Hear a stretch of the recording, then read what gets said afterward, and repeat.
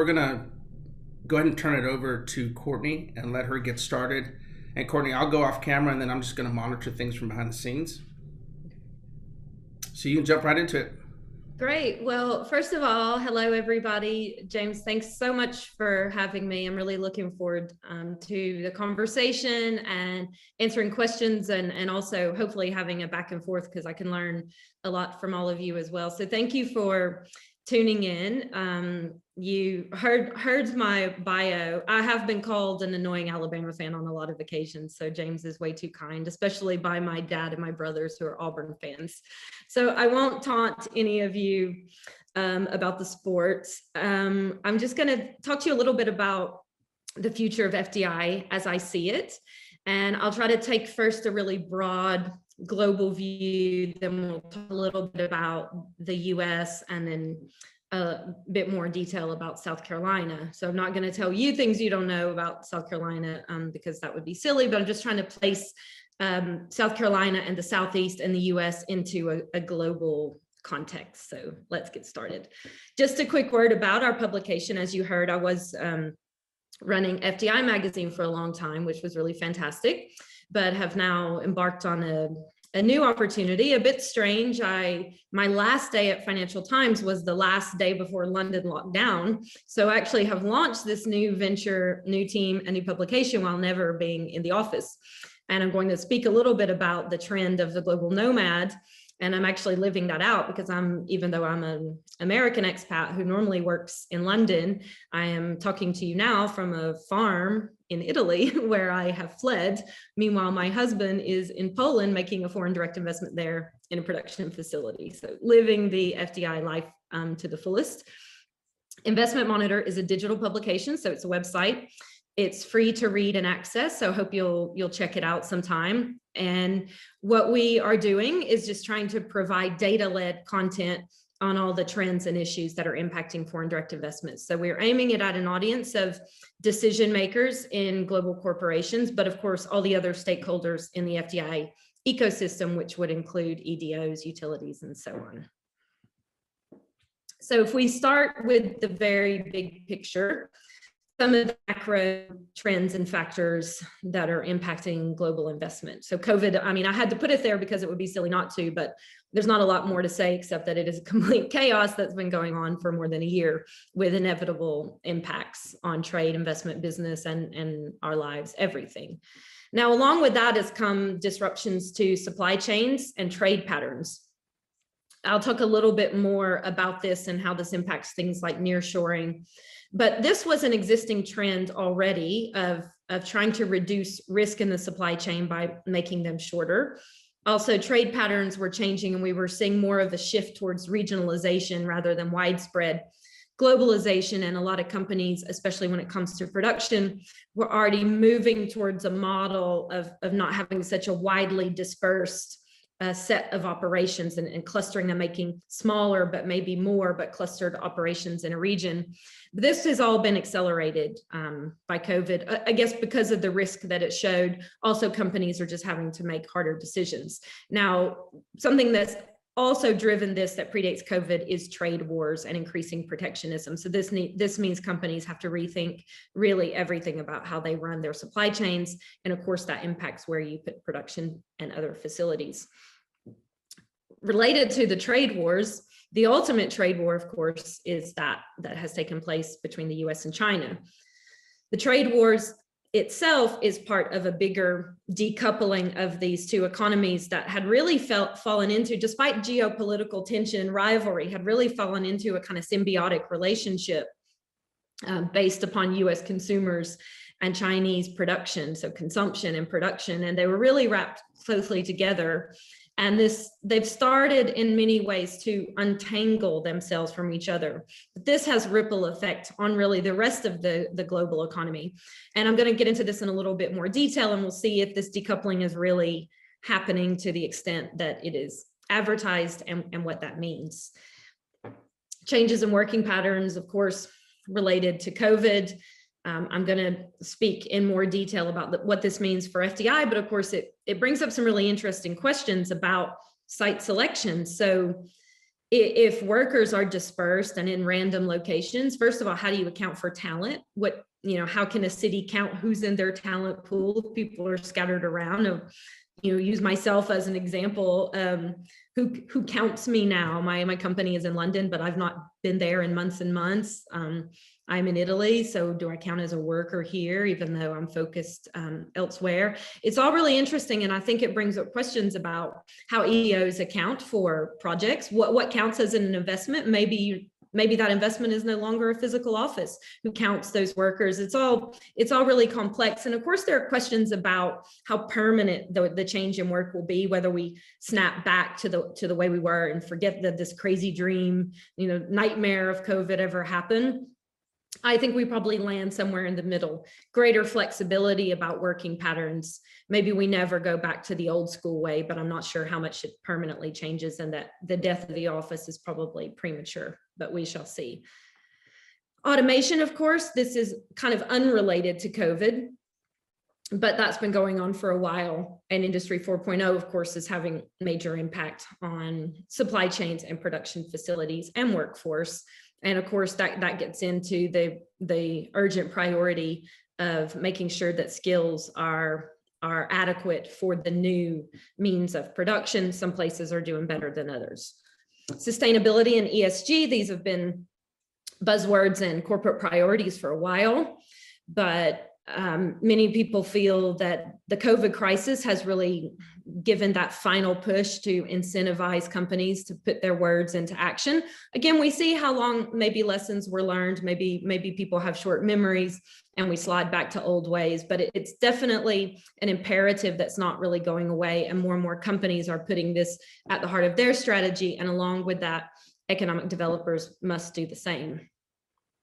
So just show you a depressing graph. Again, probably won't come as news to you that FDI has collapsed globally over the past year because of all the uncertainty.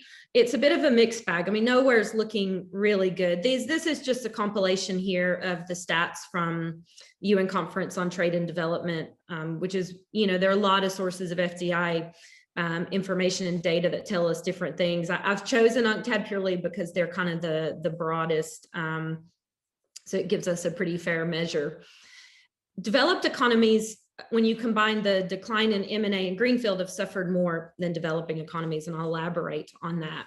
M&A has performed a little bit better with a slightly lower decline than greenfield projects, but of course, greenfield projects is really the bread and butter of EDOs, because that is the productive job creating FDI. So it is a concern to have had the decline. And actually, since this, the numbers got even worse. I think in general, global FDI flows are estimated to have dropped 42% in the past year. So that makes a big challenge for investment promoters, just more competition, fewer projects to bid for. If we break that down a little further, as I mentioned, it was the advanced economies that have suffered the most. It's partly because of places like Europe getting hit so bad, especially with the original COVID outbreak, but also there was just more investment to lose in many of the key economies. Nowhere has really been spared, apart from one or two countries around the world, in terms of the FDI decline. There are a few outliers like India, which saw an increase. Developing countries saw a decrease, but just not as much. 69% decline for advanced economies compared to 12% for emerging economies. Europe, where I am now, has had a really rough time, and the FDI inflows have largely dried up there. We're seeing large negative outflows in most of the key countries of Europe. UK is facing the kind of dual negative winds of Brexit combined with COVID to really have a bit of a disaster in terms of inbound FDI. North America as a total saw 46% decrease, so looking pretty tough there. The US in of itself, 49%. So pretty tough market. And this is just a graph to illustrate the trends that I spoke about. This, you see the developing economies there in orange and the advanced economies in green. So everything's on the downward tilt, really. This just gives you a measure of what's what. The gray is the global total of FDI flows. So if we're looking ahead, I don't really have much good news. I guess the only good news is we have probably hit the bottom by now. So there will be coming up a little bit. FDI should stay weak throughout this year. There will be a decline, but hopefully UNCTAD is predicting 5 to 10%. So hopefully not another 30 to 40% decline on top of what we've seen. You know, that 35% drop in greenfield announcements is probably the one with the biggest impact, because again, greenfield investment just has more impact than M&A, and it takes a longer time to recover because of the long-term nature of those projects. The head of the investment division of UNCTAD is often saying it will be a U-shaped recovery that we can expect, and it won't begin before next year. You know, a few outliers in terms of where we are seeing some growth. Investment in infrastructure is looking pretty strong because of support packages put in by governments recently, and M&A activity, which has been quicker to recover as it tends to be. So I thought I'd talk a little bit about Chinese outbound FDI, because that's always interesting. It's extremely important because of China being such a large and growing source of outbound investment and of inbound investment into the US, amongst other places. And Chinese investment, along with the broader trend, of course, because China suffered first and extremely badly from the original COVID outbreak. Last year, Chinese FDI hit its lowest marks since the previous global financial crisis. So it really, it tanked. Chinese FDI into Europe, for example, dipped to its lowest amount in a decade. And what we're seeing in general, apart from the decline, is smaller projects by Chinese companies scattered across more countries. So some places like the UK, for example, that were used to getting quite large sums of Chinese investment are finding that they're getting just smaller bits of it. Now, COVID is a reason, but it's not the only reason, because like many of these trends I've mentioned, the trends were underlying and already existing, and COVID just accelerated it. So Chinese investment have been declining already because of push and pull factors. On the one hand, for the pull factors, there've been growing protectionism and skepticism about Chinese investment. And therefore, a lot of countries, especially in the West, putting tighter screening mechanisms in place. Now, those could apply to investors from anywhere, but they usually originate from a worry about Chinese investment. So of course, there's CFIUS in the US, and many European countries that had taken a looser approach to Chinese investment started putting in tougher screening mechanisms. So this obviously had a cooling impact. Now, a lot of the screening mechanisms, experts in this topic believe that we've probably seen all of the major tightening of these mechanisms that we're going to see for a while. And even though those mechanisms will still be in place, at least we know what we're dealing with, so the Chinese investors can kind of make their choices rather than wondering where the next wall is going to come up. There were the pull factors in terms of the interest in attracting Chinese investment. The push factors, and the Chinese government had for a long time been really advocating this go global and this kind of outward push, but then started to pull in the reins on that. So these two factors really reduced how much Chinese outbound investment we were seeing. But it looks like it started to pick up again already, and you might actually see a big expansion, because China was hit first by COVID, but also is further along the recovery path. So we might find ourselves in a scenario where other places are still trying to get back on their feet, and China is a bit more bullish and active, and its companies would as well. So if China is not investing in North America or the US, where are those investments going?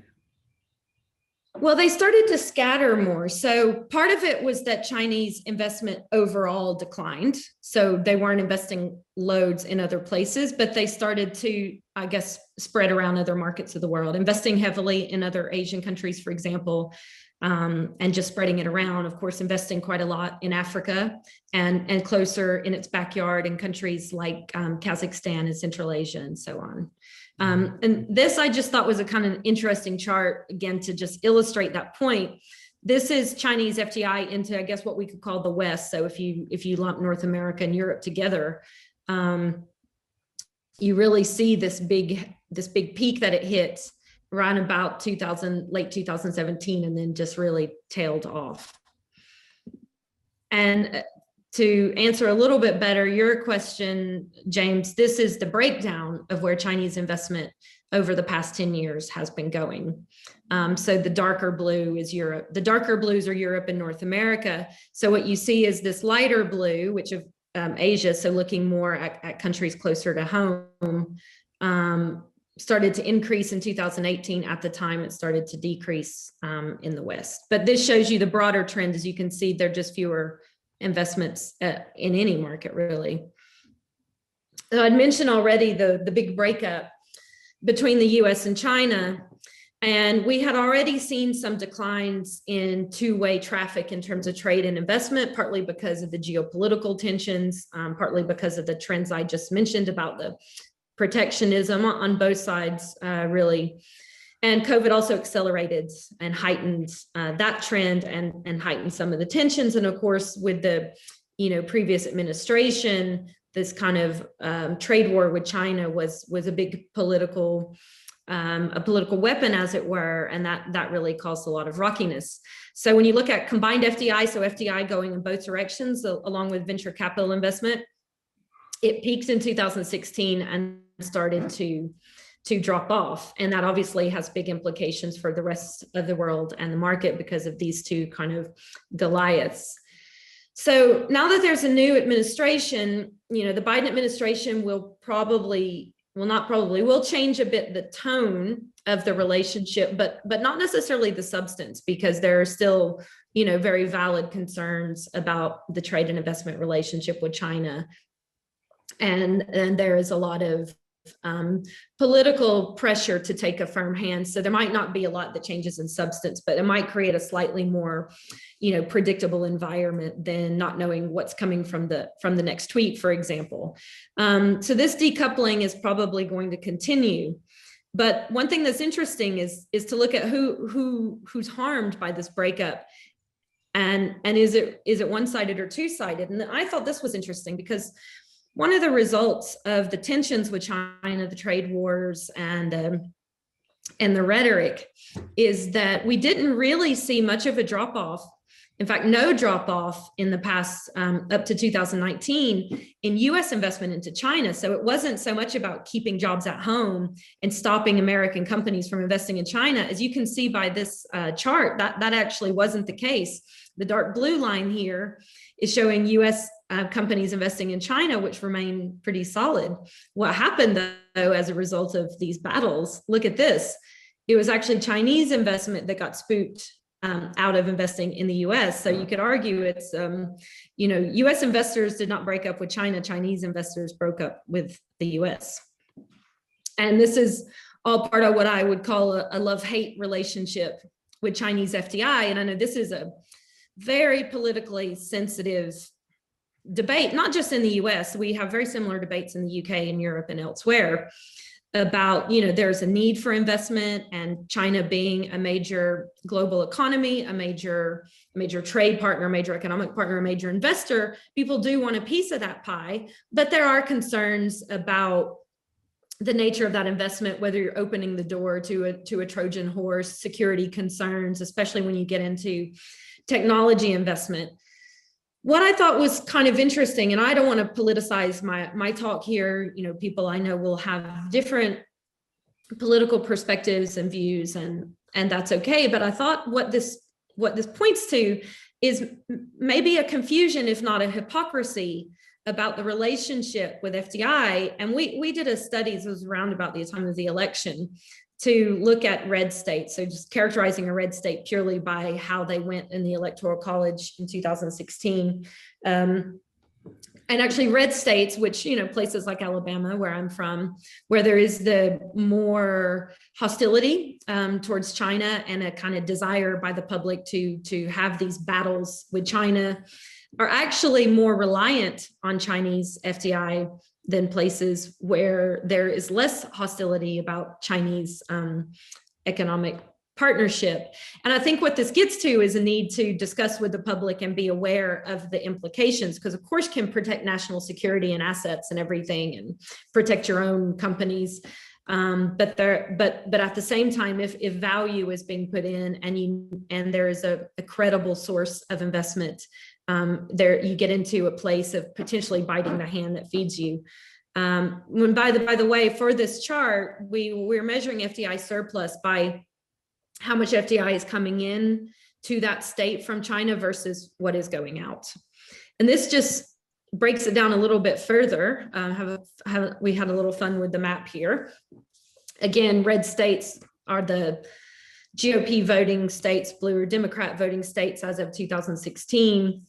And the numbers are their FDI surplus or deficit with China. So when this map was created, I look immediately to Alabama, where I'm from, because I know the sentiments there. And there's a general difficulty in places like Alabama, and I suspect South Carolina as well, where these states are very geared towards FDI, very reliant on FDI, and actually, despite the image sometimes, actually highly globalized economies and places. And a lot of the people there are working for foreign companies, but if you talk to them about foreign investment, they think it's something scary. And I think this is where there's an education gap. Alabama is benefiting from its relationship with China to the tune of 520 million over the past 10 years. But again, if you were to ask the average person on the street after they said roll tide, they would tell you that Chinese investment is a bad thing. And this gets into, again, the role of economic developers and stakeholders in the inward investment community, and more importantly, political leadership, to do continual advocacy for FDI and its value and what it brings. And these are just a few numbers. I probably don't have to sell any of you on this call on the importance of FDI, but these are just important ways, I think, to look at it in terms of communicating with the public, which is that foreign companies created 80% of all new manufacturing jobs in the US over a recent 5-year period. They account for 22% of all manufacturing employment, a big chunk of exports, and so on. FDI supports 8.1 million jobs in the US, and foreign companies tend to pay higher average salaries than domestic companies. So of course, we want those domestic companies to grow and thrive. But when it comes to actually helping improve people's lives, FDI has a major, major, major role to play. Hey, Courtney. And so, real quick. Yeah. The majority of the attendees on this call they live and breathe FDI. I've traveled with many of them. Our team has traveled with many of them. So I would say that they get that. And when we talked about this yesterday, your concern about it becoming political. I mean, the reality is it was political. And the more that our local economic developers and state economic developers can educate officials about the importance of FDI and the role that it plays in their backyard, the better off we will all be. But our state is, as you can see here, we are heavily, heavily dependent on FDI. Correct. And that's why I know I'm preaching to the choir about the importance. But I feel what's important is that educating the political leadership and the public. And I feel that you can do that in a way that's not pointing fingers politically, because really it shouldn't be politicized. So it can be about making the case for why the doors should remain open. But again, not wholesale open, because you can still protect what needs to be protected while still being a welcoming place for investment and changing the kind of conversation about FDI. And yes, as you can see here, some of those stats that I just gave you come from the Global Business Alliance, which is an advocacy group for foreign investors in the US. And they recently had published their, top 5 states that are the most reliant on FDI. And obviously it's caught my attention, knowing I was going to speak to all of you, that South Carolina came out number 1. And this is a similar story, especially around the Southeast, where FDI is really important. Again, in my home state of Alabama, why I actually became interested in FDI is I remember when the large Mercedes factory was first built there in 1993, and it really changed the entire economy of the state, just that one investment. So I kind of know the importance and the power of it. So if we just look a little bit about the potential FDI recovery in the US, as with anywhere, the FDI recovery is linked completely to the economic recovery which is linked to the COVID recovery. We're hopefully turning a corner in the US and elsewhere. In Italy, we remain here, for example, just completely in a total lockdown. I know the US is open more some places than others, but it seems that we might, knock on wood, be turning a corner that will aid the general recovery. In terms of the new administration, a lot of the political differences are more political, again, than in substance of things that impact FDI, although these things matter. There are a few sectors and a few areas where we are expecting to see a bit of an uptick. Renewables, the green agenda is going to be very, very big in the Biden administration. Renewables is, interestingly, one of the sectors that's been the most buoyant globally throughout the crisis, so that's going to continue to rise. Infrastructure, that'll be a big focus of the administration, programs and investment going into that. And then that should create increased investment in ancillary sectors like construction and even minerals and mining, so things that you need to do the construction projects. And hopefully, maybe manufacturing.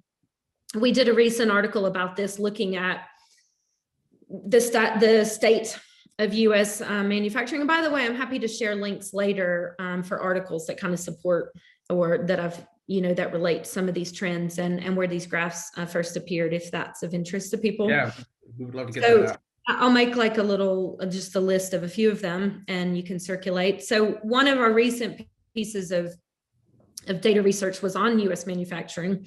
So if you look at this chart here, it's just showing the decline over time in manufacturing jobs in the US going back to 1970. And of course, every political leader, you won't find one who doesn't want to bring manufacturing jobs back, but that's always, easier said than done. I got a few figures and just visualize them here to look at South Carolina. So as a very FDI focused state, and as a state that's been very successful in attracting FDI, of course, a downturn in FDI is going to be felt. It's going to be felt everywhere, but in particular in highly globalized states. So these are just the trends as we can see from the numbers for South Carolina. So jobs have been decreasing, created by investment, and the CapEx has had a bit of a dip. Actually looks like a slight resurgence in 2020, so that's good. But what I thought was interesting, James gave me some of these figures, so I tried to visualize them a bit to see what's going on. And pardon my stray source there, something that I clearly missed in my PDFing.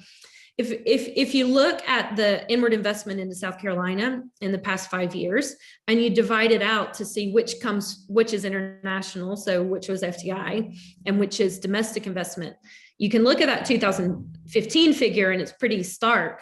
2/3 of the investment was actually coming through FDI, but that has reduced over time. And that's, I suppose in 2020, that might be a factor, which this is probably a question I can put to you guys. That's probably a factor of the general decrease in global FDI. So there was just less FDI that you could get your hands on, but it could also just be that domestic investors were staying a bit more buoyant, a bit more active than foreign investors. It could also be part of a natural strategy. And I guess there are two ways to look at this. One is that the FDI is decreasing a bit, which is a bit of a worry because that's been such an important part of the South Carolina economy. On the other hand, it may be that in this period of global volatility, that domestic investors, so inward investment coming from other states, could be, a bit of a rescue bomb, could be something that can help shore up the investment reserves until the FDI market rebounds. So related to that, if we're thinking, sorry? Courtney, before you move on, just real quick. So for everybody on this call, I think the numbers that you have up are the numbers that we sent. Those are our system's numbers. That's not all of South Carolina, but I would argue that probably the total South Carolina numbers are going to look somewhat similar. Just because. And I guess, could I put a quick question to you, James, which is, do you think that this is accidental, or was there a concerted strategy to focus more in the past year on domestic investors, or is this just the way that it happened? It's just the way that it happened. We started seeing um, we started seeing the drop off with foreign investment and the type of projects we were seeing. We saw that drop off in 2018, probably most significantly. That we had this, we continue to educate our board about how important FDI is because we were just trending that way.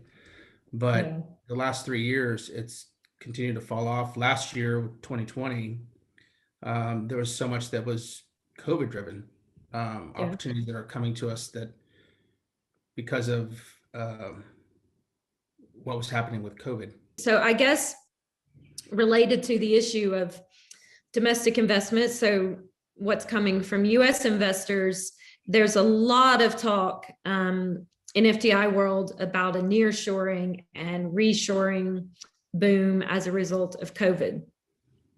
And it's for sure it's happening. You have to unpick a little bit about the scale at which it's happening. And I feel like I'm repeating a lot that, COVID, again, accelerating existing trend. We'd already been seeing some of these moves towards regionalization and shorter supply chains, and along with that, bringing production back to home. But COVID really put that into faster gear. So of course, it's inevitable to wonder if this can help bring the fabled factory jobs back to the US. And I think maybe. A related, trend that supports this, it's not just about a reaction to COVID and supply chain dramas that we saw, it's also part of a bigger trend of automation in Industry 4.0. So the nature of factories and nature of production work is changing, and that inevitably changes the site selection choices. It's less and less about putting production in emerging economies where you get a cheaper workforce because you need different skills. You have fewer workers. You need technology instead. And this means companies can really rethink where production is centered. So as I mentioned, we tend to see more, but smaller production plants. So things are, you're not seeing as many of the mega factories, maybe in one place. You might put a few to disperse the risk. And that factory, the smaller factory, might serve a region rather than having a big mega factory where you're exporting to the world. Now, there are obvious continuing exceptions to that. I'm just talking about a general trend, not every scenario. So manufacturing is the industry most likely to, I said restore, I meant reshore, reshore and nearshore. I came across a survey that was done in a month ago, I think. 28% of North American manufacturing executives say they're extremely likely to bring production back home. And Biden administration has come out with a Buy America Act, and it could potentially have an impact. But again, this is really nothing new because almost every administration has had an initiative one way or another and a goal of bringing production back home. We have to kind of wait and see the extent to which it happens. I guess one caveat is we get kind of carried away thinking about bringing jobs back home. So US companies reshoring, but of course it's a two-way street because other countries and companies in other places are also being driven by these same trends. So German companies, for example, are also thinking and looking at whether they should reshore or nearshore, bring their own production. So you can benefit from the trend, but you can also lose out from the trend as places that are trying to attract investment. And I think that's the general thing that we always have to be aware of with FDI is it's completely a two-way street. Hey, we got a question for you, Courtney. Hey, Courtney. I didn't realize 4Gram's picture was going to pop up. Hi, We will very quickly banish him back to the mute room shortly. So Ford is an attorney in our state.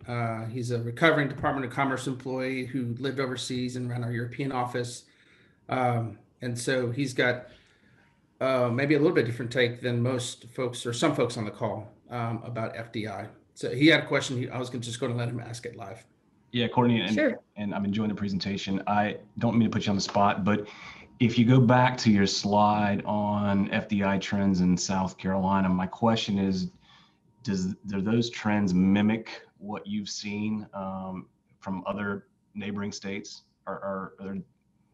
Is South Carolina's trend to have more domestic investment than international the same as, say, Georgia or North Carolina or Tennessee?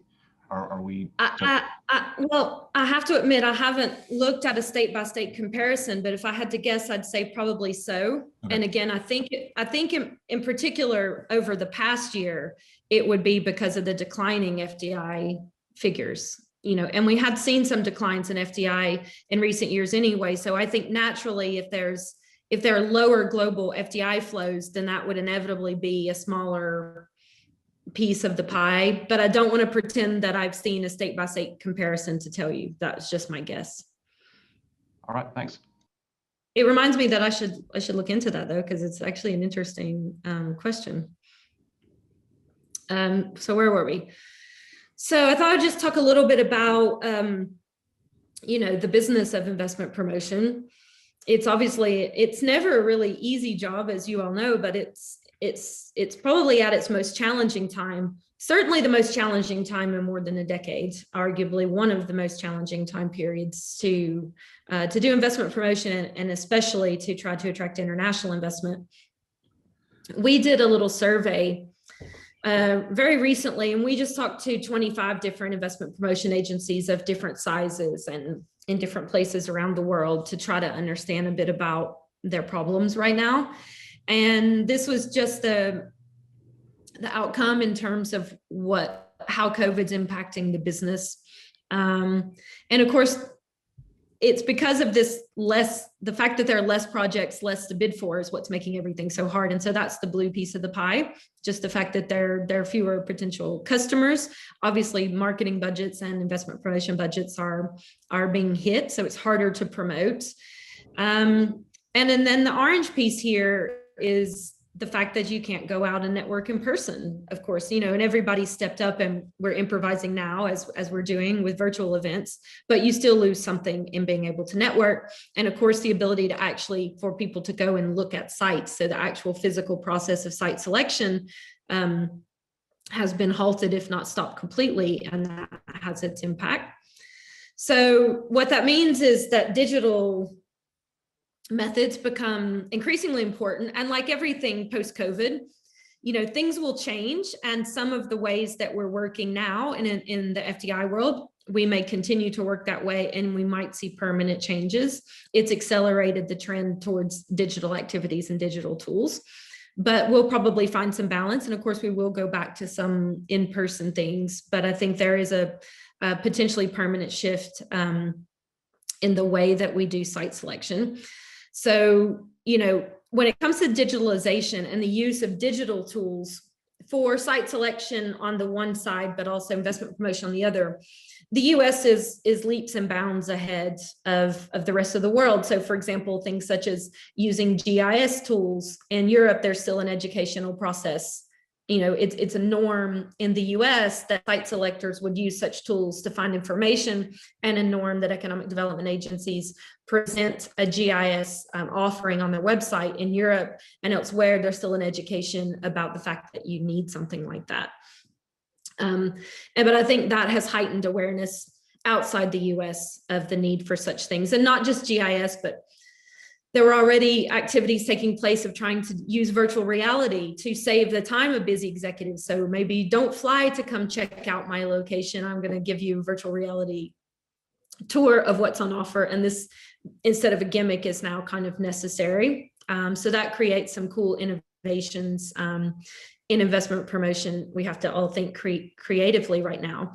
And what it means, of course, sorry? Can I jump in real quick? Do you have some tips for folks, especially our local, regional, state economic development folks that are used to traveling overseas, sitting down face to face with a company to talk about a potential opportunity?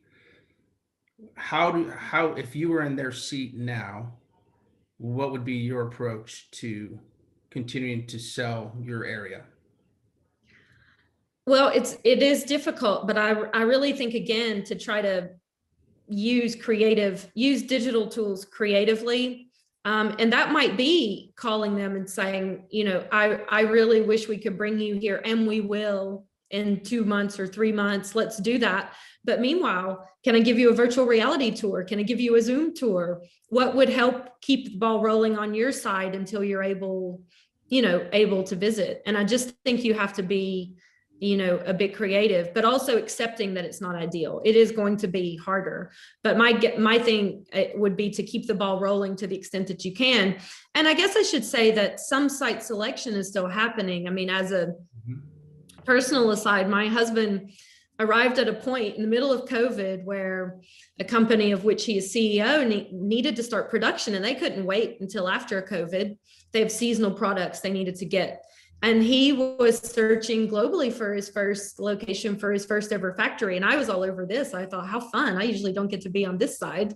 And he chose a location in Poland. But I mean, he had to go there because he was not prepared to, open a factory sight unseen and not visit the place. So what he did was Zoom calls with the public officials in the early stages. They were sending him imagery and all the information that they could about sites. But then even when there weren't flights, he got in the car from Italy and he drove there. So I think you have to do what you can digitally and show that you're making things easy for them till such point that they can get on a plane and come. And I guess related to that is more important to use digital tools for investment promotion, but also in terms of the criteria that companies are looking at, on their list of location attributes. ICT infrastructure and connectivity has always been important, but it's absolutely essential now because if the workforce is going to work remotely, because we need these digital tools to communicate, that has shot up the list of location attributes, which means for your offer as a location, you have to be really sound on that. And as I kind of mentioned, one way that we can sort of bridge the gap right now in absence of meeting in face-to-face to try to connect investors better and give them the information they want with investment promoters is to make use of, lead generation. So the natural way of lead generation can still continue calling people using lead gen consultants and experts to help you, but you can always also save a lot of time on AI-driven lead generation, and we're seeing more and more of that. This is just, again, a recap of some of the trends that I mentioned, which just puts into context how difficult it is and that our normal tools of site selection have been removed from us. We have a tool ourselves called Lead Monitor that is an AI-driven lead generation tool, essentially. So put native content across business websites that cover all the sectors, the key FDI sectors and Investment Monitor, and seeing which companies through AI are engaging with that, for example. So there are a lot of cool things. The media market is changing a lot, and you can try to use that to your advantage. And that means thinking outside the box of traditional advertising. So through AI now, publishers, we have a much better understanding than we used to about who's engaging with our content, who's looking at it, what do they like, what trends seem to be resonating. And then you can build those into investment promotion pipelines, because you can see if we write about quantum computing and that's something that is very important to your location, we can see which people from which companies seem to be reading that, who they are, where they're based, to try to form a picture of what's interesting people and create a pipeline of leads. But there are dozens of tools. I know there are others from ROI and Gazelle. And I think that the lead generation tools, instead of the old school approach of just trying to find lists and calling people, lead generators are more savvy now about the tools that are used to try to save a few steps in this process.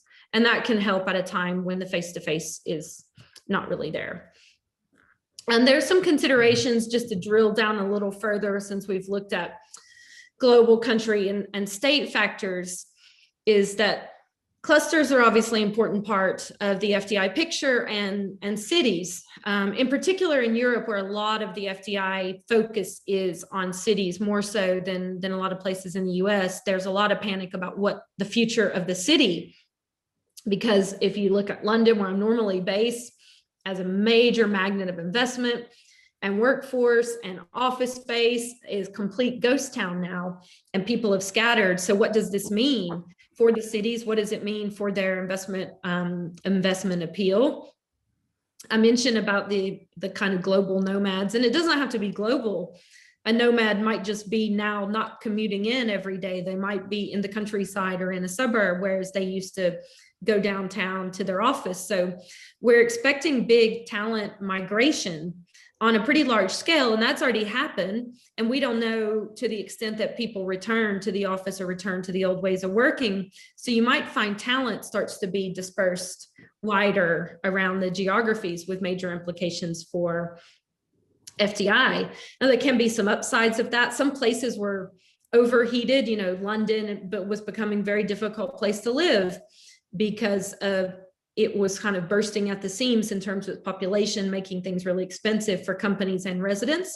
It might take away some of this oversaturation in some key markets. It might spread talent around. It might spread investment around. Heavily impacted by this is, you know, the places known as tech hubs.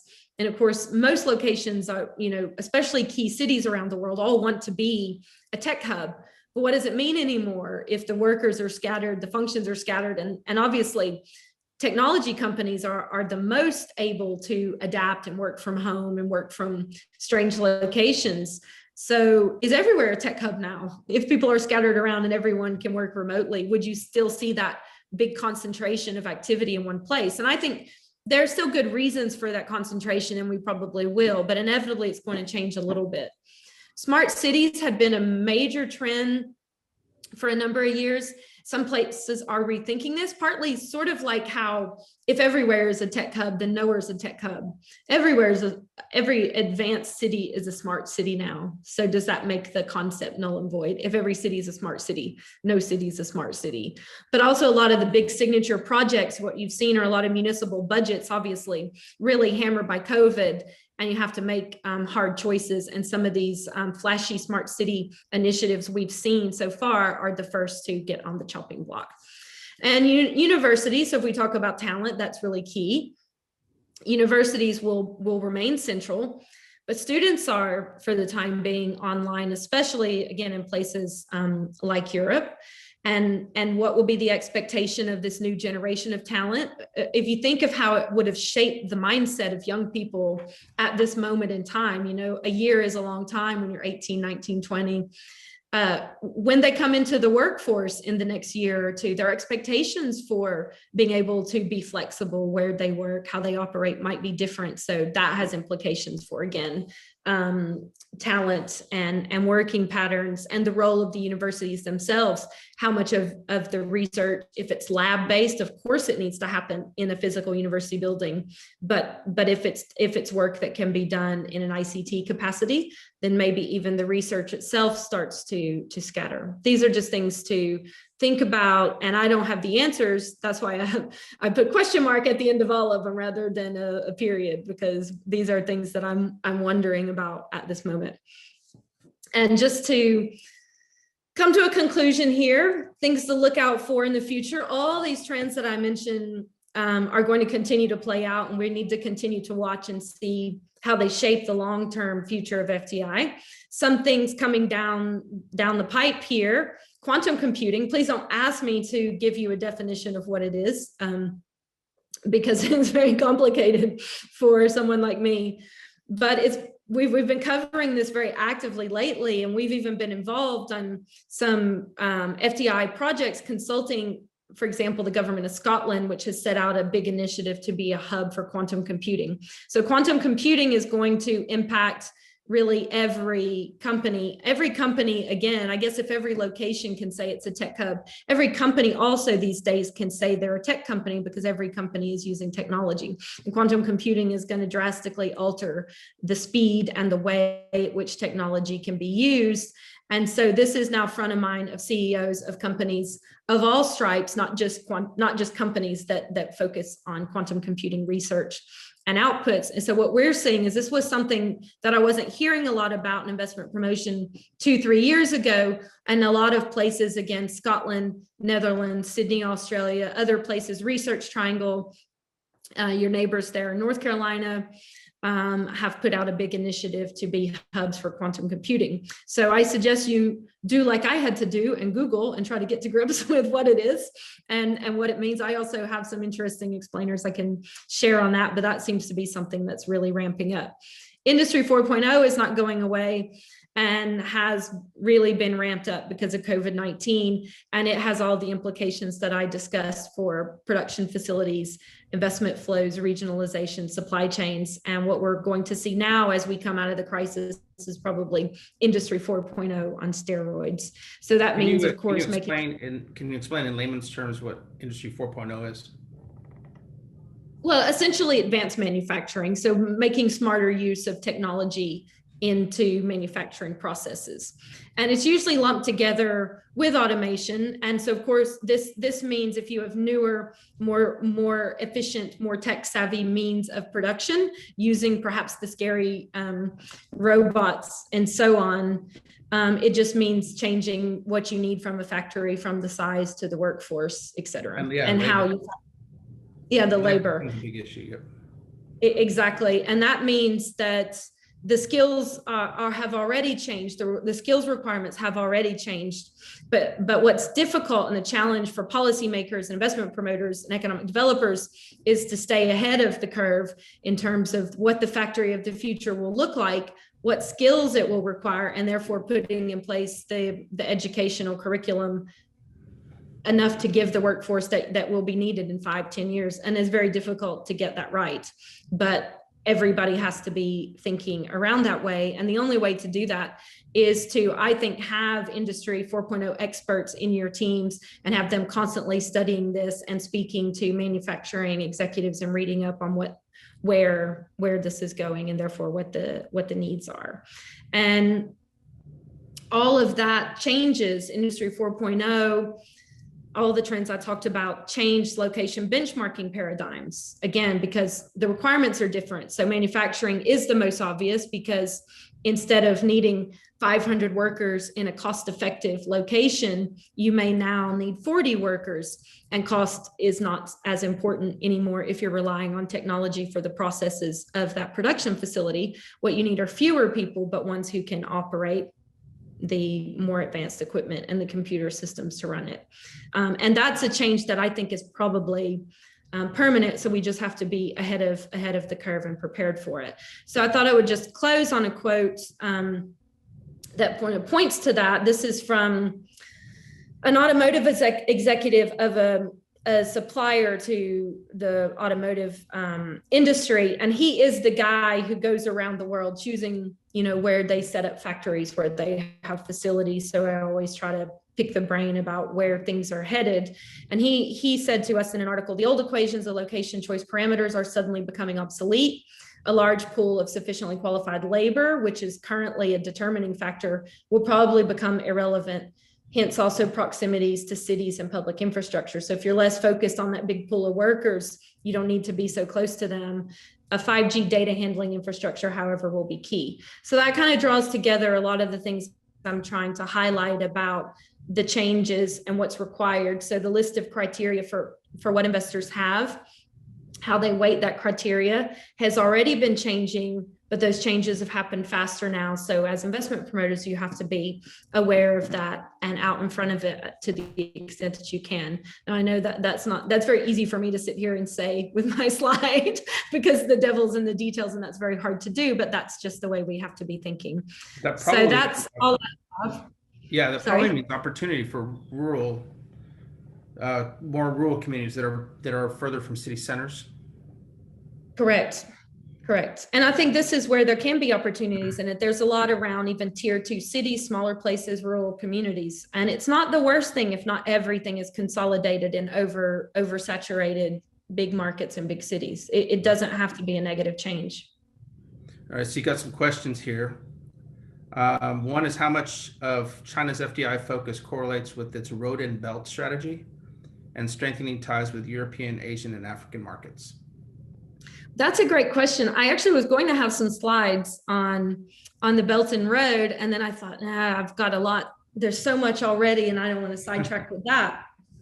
Now I wish I had included them. But what we've seen is actually and it's a bit chicken and egg. So China's Belt and Road activity has slowed down enormously in recent years as well. Can you explain for folks that may not be familiar with that, what road and belt means?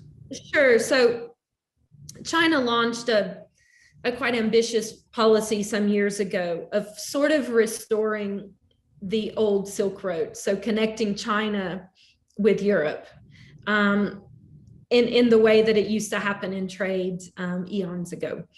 And most of this is through infrastructure. So there's actual kind of visualizing how production points and key commerce centers in China can really be connected with the far end of Europe and beyond, and stretching down eventually into the Middle East and Africa and elsewhere.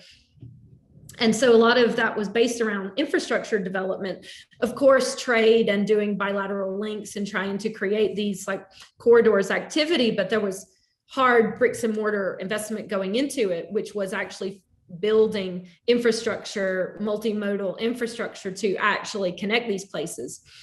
And a lot of places got, really excited about it. And again, this is where it's really cooled off. I had a quite cool graph, and again, I took it out and I should have left it in.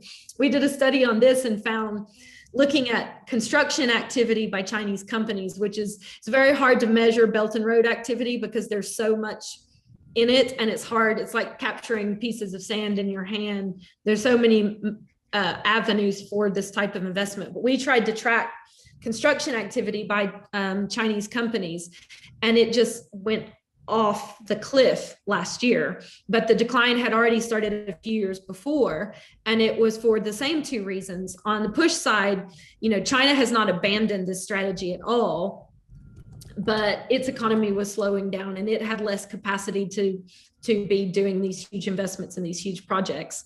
The projects were also becoming quite controversial. A lot of countries, especially developing countries, that were desperate to put themselves as a node on this Belt and Road path, started to get backlash from it and suspicion about what it all meant for them. There were a lot of controversies about, Chinese lenders basically saying, we're going to put this infrastructure in Kazakhstan or wherever, but you're ultimately going to pay for it. Don't worry, we'll lend you the money that you can pay us back, and predatory lending practices and creating lots of controversy. So it basically cooled on both sides. So we've seen a big reduction in this activity, although the plan has not been abandoned. It shifted in focus. So there's all the talk now, whereas it had been this very physical thing of railway lines and logistics and infrastructure and ports to physical modes of trade. It's now all about the digital Silk Road. So the focus has very much shifted to 5G infrastructure that Huawei and other companies are putting in place, which has controversies of its own. So they're now kind of rethinking it. And also, since COVID, focusing more on soft infrastructure rather than hard infrastructure. So Chinese investment in healthcare and things of that nature. So what I would say is that, yes, that the reduction in Belt and Road activity is directly related to the overall decline in Chinese FDI. And it actually, it is a very similar pattern if you sort of transpose the data on top of each other of FDI flows and Belt and Road flows. And it is for the two reasons, both push and pull.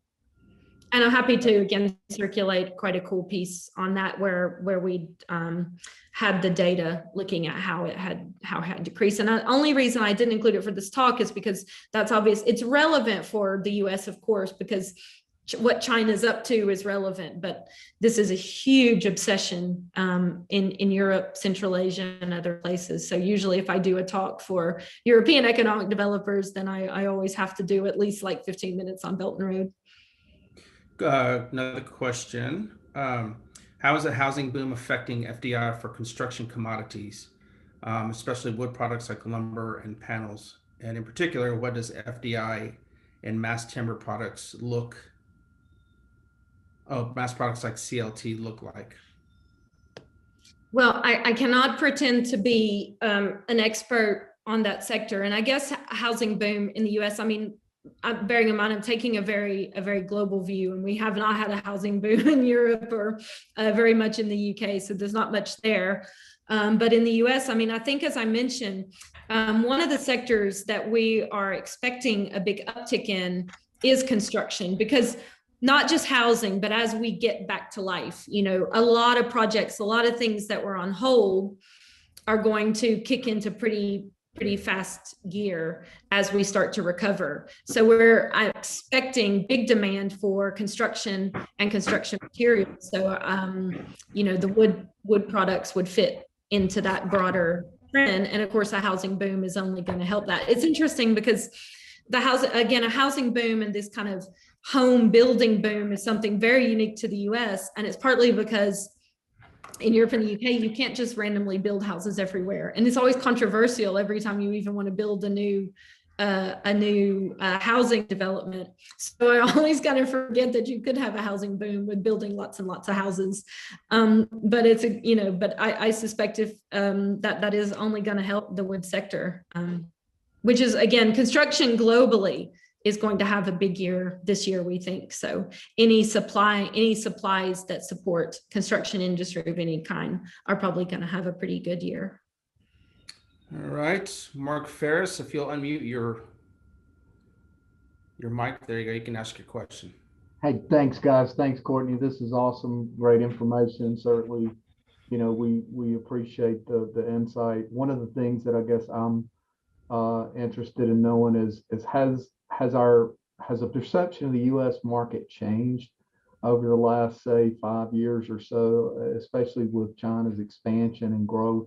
I guess, when we attend trade shows before COVID, it seemed like the companies that we visited were more interested in meeting with Chinese groups than with us. And I guess whether that's social, political, economic, for whatever reason, have you perceived a change in that? Well, I think there was a bit of a change, and it's partly to do with this really schizophrenic, conflicted relationship with China. I mean, I remember giving presentations about 5 or 6 years ago, going around outside of the US and reminding people in other markets that the US, so there became this huge obsession. So when China started growing, and then there became this big boost in China outbound investment. And of course, everyone is scrambling. Everybody wants a piece of that. And there became this massive obsession. So it was basically cool to attract Chinese investment and less cool to attract boring old, German and American investment. And I was going around showing all these charts at the time, saying that it was a little bit overblown, because if you looked at actual greenfield investment, so real, job creating investment, the US, and still is, the biggest outbound foreign investor of what I would call real FDI, greenfield, real tangible products or projects. And that was getting a bit overlooked, with the obsession with chasing Chinese investment. I think the pendulum has swung again, because then there started to be these kind of backlashes against Chinese investment, Chinese companies, China itself. And so a lot of places that were so obsessed with doing business with China. And then also you have human rights concerns, and that's come to the fore with some of the problems, the persecution of minorities in China, for example. There's a lot of public pressure to take a harder line and therefore not grovel so much to China out of desperation for economic ties. So I think we're probably, if it was a pendulum and it swung really far one way and then it swung really far the other way, I'm thinking and hoping it probably settles a bit in the middle. And I have to say, again, I don't want to be overly political in my talk, because I'd rather just, look at FDI itself. But, the US has had a real, international public image of the US beginning in 2016 was not great.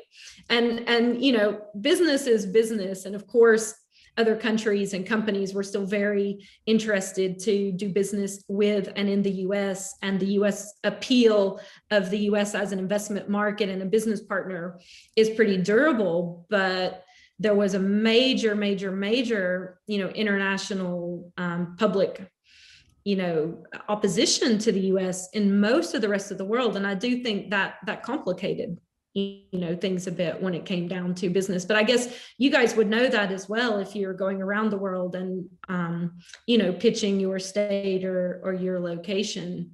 And I think there will be some equilibrium on that going forward as well, if for only just to change the tone, again, less about substance probably, than the tone. And I will say again, not to stray any deeper in politics, one of the difficulties with the previous 4 years was that there was a lot of a pro-business agenda and a pro-growth agenda, which in many ways investors reacted favorably to, but it was the erratic nature of pronouncements and not knowing, the U.S. Cabinet secretaries even saying one thing and promoting a policy, and then the president saying the next day has decided that's not the case anymore. And there was a lot of an erratic decision-making process, and investors don't like that. So I think consistency is going to improve things. But again, that's probably as far as I'll stray, down into that question, but I hope that was not too incoherent of an answer. It's good. And we felt that when we go overseas during that period of time, typically not with a company, but by people we would encounter at a restaurant. Yeah. When they identify that you're an American, there's going to be a conversation. Yeah. Last question, and I don't know how to ask it. There's a couple, I got text messages and a couple of questions asking, is she really from Alabama? Her accent doesn't say she's from Alabama. Can you explain it? Because I've got a brother that lives in Istanbul, and he talks exactly the way you do. Yeah, well, what's funny, because everybody over here, so all my coworkers still like make fun of my drawl, and they think I'm super Alabamian. And obviously my family are like, we don't recognize you anymore.